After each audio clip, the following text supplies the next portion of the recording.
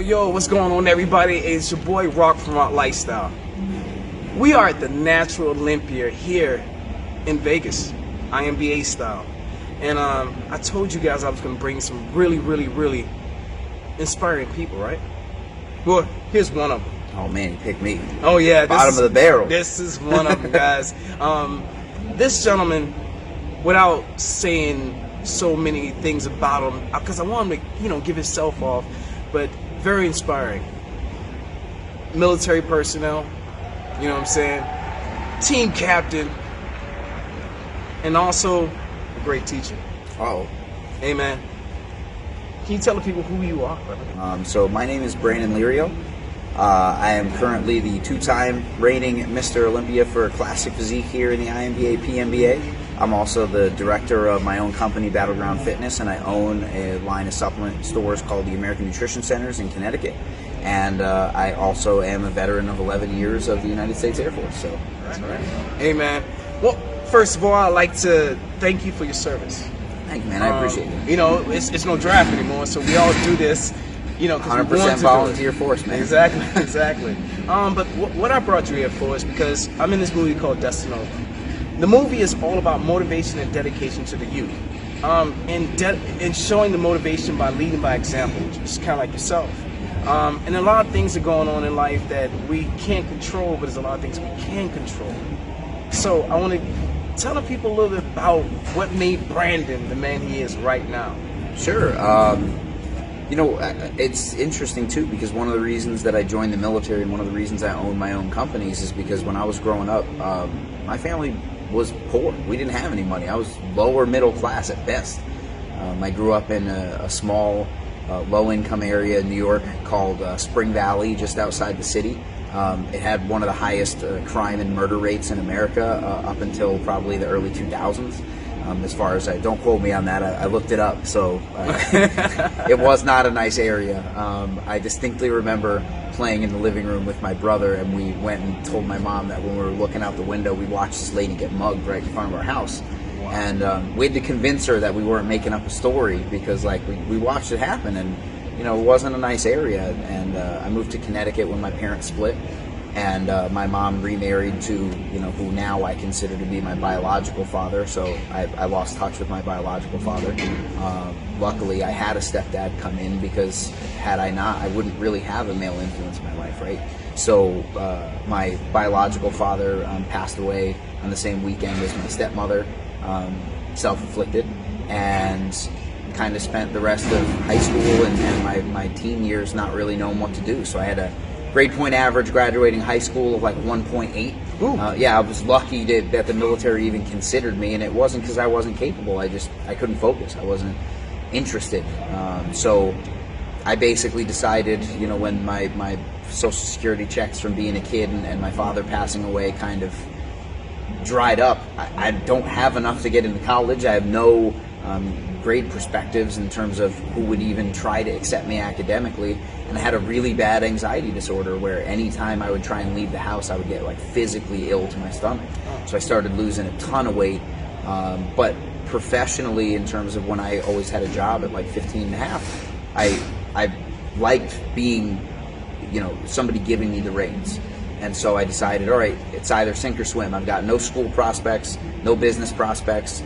I don't want to work in a grocery store for the rest of my life. So I joined the military at 17 and a half, delayed enlistment program.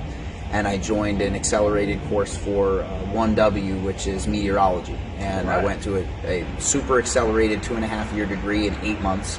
And then I did 11 years in the Air Force. And one day it just stopped being fun. And I said, you know what, in the same way I took control of my life when I had my anxiety disorder and stuff, I want to do that professionally. I don't like answering to other people and giving them better ideas and them just being turned away because they come from the low end of the totem pole. Mm-hmm. So for the last couple of years, I realized that, just like you said, in terms of a world of all of these variables and nothing being able to be controlled, the one thing that you can control in our lives is this fitness aspect of it. A pound is always a pound. You can only get to success by doing the work, and nobody can make you eat what you don't want to eat. Nobody can put the fork in your mouth. Nobody can put the barbell in your hand. And, as far as I was concerned, it was the ultimate form of control. But in that, it also had a lot of freedom of, look, if I said I was going to do it and I did it, then there was only one goal, and that goal was to be complete.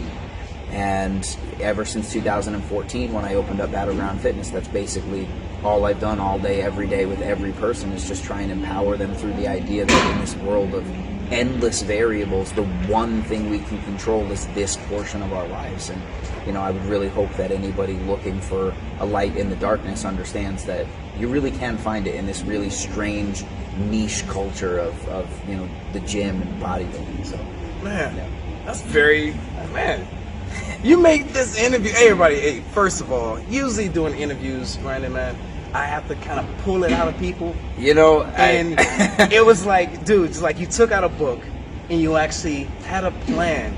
Well, and you just went over your plan. That's basically the bullet points. There's nothing else in the book. The other book is just pictures, and it's just, it's me eating burgers at Burger King, and I'm hanging out back here with my friends. Like, it may seem like this. Oh wow, that's cool. I wonder what. Nope, that's the whole story. Now I just get to do whatever I want. So it's pretty great. Man, that is inspiring, man. Just getting a little bit of portion of your life, understanding the person that I see now. You never judge a book by its cover. Yeah. Because your outside cover now looks freaking amazing. Like all the accolades the tan. and everything. That's just the tan. No, I'm just saying. Even by the title of the book now, just all the accolades and everything that you bring with it. No one would imagine that book was dirty at one point. Well, I thank you, man. I appreciate that. And I mean, and you know what? As far as I'm concerned, I wish I could say you get that feeling. Oh, I made it. Look, there's something very real in this world called imposter syndrome, where even when you do experience some level of success, or and at whatever level, it could be like, oh, I went to school, I didn't think I was smart, now I'm getting straight A's. That person is always going to be like, I don't know, maybe the teachers are just maybe they're just helping me out because they know I'm dumb. Or in bodybuilding, oh, man, I'm Mr. Universe, and now I'm Mr. Worlds, and now I'm Mr. Olympia, and then it's like, yeah, but maybe it's just because they like me as a person. Maybe I'm not really that good of a bodybuilder. Or even if all the judges tell you, yes, you are that good. Yeah, but maybe the people in the crowd thought the other guy should have won. That second-guessing voice is always there. And I don't think that the book is any cleaner. It is dirty. It's supposed to be dirty. And if you get somewhere and your book isn't dirty, I mean, ask yourselves how much work you really did with those hands to write the book. I don't think you did. And there's a reason why, hard times make hard men and soft times make soft men, is because the only way to really persevere is to understand what it means to stick, and to also feel the failure of the times that you didn't. Yes. And sooner or later, you want both, but you need both. $1 million is still worth $1 million at 65, and a master's degree at 80 is still a master's degree. So, I'm not really too worried about doing it at somebody else's pace as much as I am. Hey, I look back at the end of the day and I go, cool, these are the 5 things I wanted. I got them. Maybe it took me a little longer, but they're mine now. That's what I'm talking about. You know what I'm saying? Man, hey, guys, this interview is coming to an end, actually, because he is actually, you're doing what a lot of people can't do. You have the ideas, and it's hard to actually get the ideas out. Yeah. But for you, you're actually doing something for people right now. Well, look, understand too, if you're out there and you are watching this and you wonder, like, hey, I went from having such bad anxiety that I couldn't eat if I was going to get in a taxi cab, because the change of scenery was too much for me and my psyche and my central nervous system. And, and then I went into the military and became an instructor, and now I can sit here and talk to you. So if you're watching this and you're like, well, it wasn't, even if I have that good of a trajectory in terms of getting out of my, I can never talk like that. Yes, you can. I'm some weird kid from the Bronx, and I moved to Connecticut, and I was a nobody, and I didn't like talking to people. I wasn't really popular in high school. I was all of the things that you would expect not to be if you were a confident person. You have to learn that stuff. And so if you're out there and you're wondering, well, maybe that's just not my personality. Maybe it's not. Or maybe it isn't just yet, and you haven't found the thing that really, breeds your passion for that type of environment, for that to come out of you. So just keep pressing, man. Just keep looking for whatever it is that makes you the true version of yourself. Man. Hey, and I was going to tell him to give you guys some advice on what you would tell somebody if you had an opportunity. Because see, what I do, Brandon, I go around a lot of places, man. I do a lot of speeches. I encourage people for motivation, and I just don't stand in front of kids. I stand in front of adults, and sometimes it's 100 people out there. Yeah. And my idea to reach these people is to motivate, right? Yeah. But guess what? I'm not going to reach them all. No. So what I'm doing is getting people like yourself and other people that's in the previous interviews, Yeah. because I want the whole crowd to be reached. Yeah. And the only way I can do that is getting people outside of my personality and outside of my little story to actually reach that person in the fans, man. Well, look, man, I hope that somebody at any point in time, even if it's 100 years from now watching this, goes, you know what, man, that sounds a lot like me. Or even, you know what, that sounds a lot like my friend. He should watch this. Even if it's not me, even if it's somebody else in that series, the one thing I can say to everybody is that, look, nobody ever gets to their deathbed and goes, man, I wish I'd have worked a little bit more. Or, you know, man, I really played it safe. That was the right move. Look, if you wake up every day and you wonder who you are, look for a change. Look for the person that you really are. If you go to work every day and you wonder, do I even really like doing this? Look for a change. You know, if 2008 to 2012 taught us anything, it's that job security most of the time is a lie. You know, you're going to be going to work and thinking, all right, well, I'm safe. I'm the safe guy. No, man.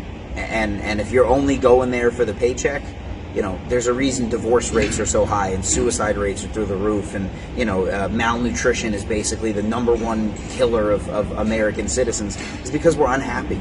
And the only way for happiness is to understand that you shouldn't just keep yourself in this constant level of depression just because it's what was done in the 50s and 60s or because it's what somebody else told you to do.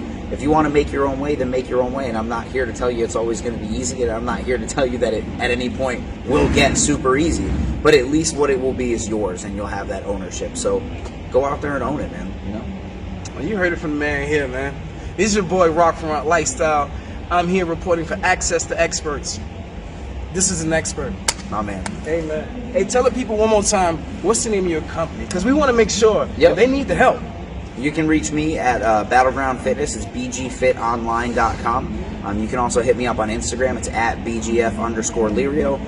Or on Facebook, you can just search Brandon Lirio, Lirio, and both my athlete and personal page will come up. I'd love to help you guys with anything you need, so feel free to reach out, man. Hey, man. Hey, this is my team leader, man. So, Team USA, your boy Roc from Roc Lifestyle, and we signing out, baby.